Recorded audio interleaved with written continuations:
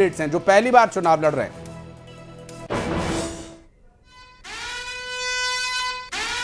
और ये लीजिए, इस बीच एक बड़ी खबर, 5 राज्यों की वोटों की गिनती शुरू हो चुकी है और बंगाल के 4 सीटों के रुझान भी सामने आ चुके हैं अंशिका, और जिसमें अभी बीजेपी को शुरुआती बढ़त दिखाई दे रही है।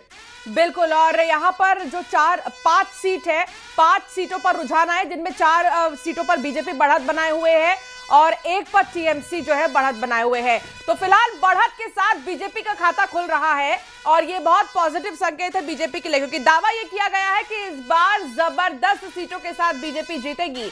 अमित शाह से लेकर जब प्रधानमंत्री नरेंद्र मोदी गए, रैलियां कर रहे थे, वो उस वक्त तो यही कह रहे थे। तो 5 राज्यों के विधानसभा चुनाव में अलग अलग मुद्दे और सियासी रंग देखने को मिले, कहीं स्टार पावर, कहीं ध्रुवीकरण, तो कहीं रिकॉर्ड वोटिंग ने चुनाव को खास बनाया।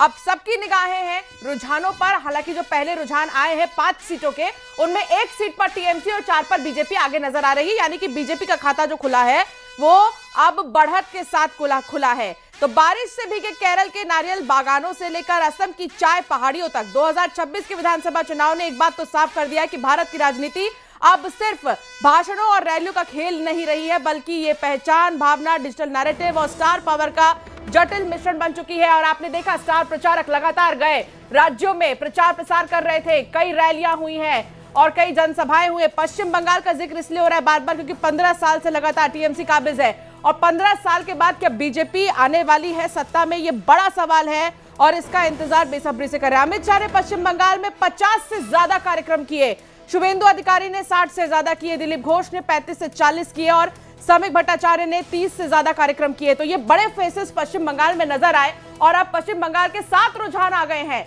7 रुझान आ गए हैं। बड़ी खबर इस वक्त की आपको बता रहे हैं, 3 सीट पर टीएमसी और 4 पर बीजेपी आगे है। और इस रुझान के सामने आने के बाद जो कांटे की टक्कर का जिक्र अंशिका आप कर रहे थे, वो कांटे की टक्कर यहां भी दिखाई दे रही है। 4 और 3 का रेशो चल रहा है 7 सीटों पर रुझान आने के बाद से।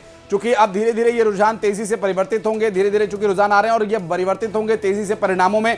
और भारतीय जनता पार्टी के जिस नैरेटिव का अभी अंशिका जिक्र कर रही थी, वो नैरेटिव कितना कामयाब हुआ है, ये रुझानों में कुछ कुछ झलकियां दिखने लगी हैं, लेकिन परिणाम आने तक क्या रहेगी स्थिति, ये भी देखना दिलचस्प होगा। पश्चिम बंगाल की 7 सीटों के रुझान सामने आ चुके हैं। इस वक्त की एक बड़ी खबर अपने दर्शकों को बता दें, 7 सीटों पर आए रुझान में तृणमूल कांग्रेस, आप देखिए ये आंकड़ा बढ़कर के 12 हो चुका है और पश्चिम बंगाल में 12 सीटों पर रुझान आ चुके हैं, जिसमें भारतीय जनता पार्टी जो अब तक 4 से 5 सीटों पर बढ़त बनाए हुए थी और उस बढ़त की हम बात करेंगे। पश्चिम बंगाल से यार एक बड़ी खबर, जहां 12 सीटों पर रुझान सामने आ चुके हैं और बंगाल में अभी 6 सीटों पर तृणमूल कांग्रेस आगे चल रही है, जबकि 6 सीटों पर भारतीय जनता पार्टी। और उस कांटे की टक्कर का जो जिक्र हमारी सहयोगी अंशिका ने किया था, वो कांटे की टक्कर लगातार बरकरार है। पहले 3 और 4 का रेशो था जब 7 सीटें थी, अब 12 सीटों पर रुझान आए तो 6 और 6 का ये मुकाबला हो चुका है। तो एक फुटबॉल मैच के स्कोर कार्ड की तरह 6-6 पर अभी मामला चल रहा है और एक स्कोर बोर्ड जैसी जो टैली आप देख पा रहे हैं, जिसमें अब ज्यादातर अभी आपको 0 दिखाई दे रहा है, इसमें अभी आंकड़े बदलने शुरू होंगे अब से कुछ ही देर में। चूंकि वेस्ट बंगाल सबसे बड़ा राज्य है, सबसे ज्यादा विधानसभा सीटों पर यहां पर वोट डाले गए हैं। 1 सीट पर अभी वोटिंग होना बाकी है, उसकी आगे हम बात करेंगे, लेकिन फिलहाल जो रुझान है वो 12 से ज्यादा सीटों पर आने शुरू हो चुके हैं और 12 पश्चिम बंगाल में 20 सीटों पर रुझान। इस बीच एक बड़ी खबर, 11 सीटों पर टीएमसी आगे, 9 पर भारतीय जनता पार्टी आगे। और देखिए रुझानों में अब टीएमसी बाजी मारती हुई नजर आ रही है और 5 राज्यों के अलग अलग विधानसभा सीटों पर क्या रहेगी स्थिति, वो भी आपको बताएंगे। फिलहाल जो 11 सीटें टीएमसी के खाते में रुझानों में जाती हुई दिखाई दे रही है, जबकि 9 सीटों पर भारतीय जनता पार्टी आगे चल रही है। ये आंकड़े धीरे धीरे कार्यकर्ताओं की, नेताओं की धड़कनों को बढ़ाते और सामान्य करते रहेंगे। इस पर हर एक अपडेट आप तक पहुंचाएंगे और 12 से आंकड़ा अब 21 पर पहुंच गया है। 21 सीटों पर बंगाल में रुझान आ चुके हैं और हर एक सेकंड के साथ अपडेट हो रहा है और हर अपडेट अपने दर्शकों तक पहुंचाएंगे न्यूज़ 18 के माध्यम से। बिल्कुल, और 21 सीटों पर रुझान आ चुके हैं और हम आपको बता रहे हैं कि कितने सीटों से बीजेपी आगे है रुझानों में और कितने सीटों से जो टीएमसी है वो है आगे रुझानों में। लेकिन अगर बात करें अमित शाह के मिशन बंगाल की, तो 2016 से आप देखिए इन चुनाव को कि 2016 में 3 विधानसभा सीटें, 2019 में 18 लोकसभा की सीटें, 2021 में 77 विधानसभा सीट, 2024 में 12 लोकसभा सीट।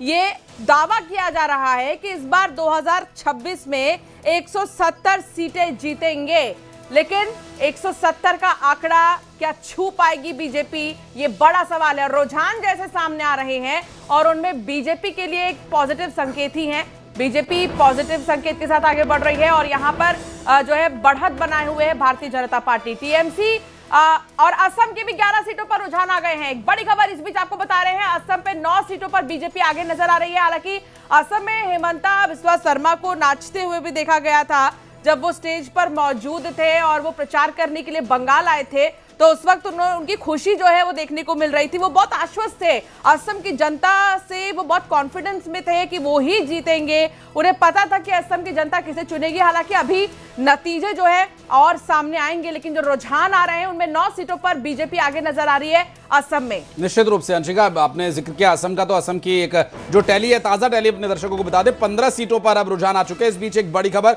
126 विधानसभा सीटों में से 15 सीटों पर रुझान आ चुके हैं, जिसमें से 12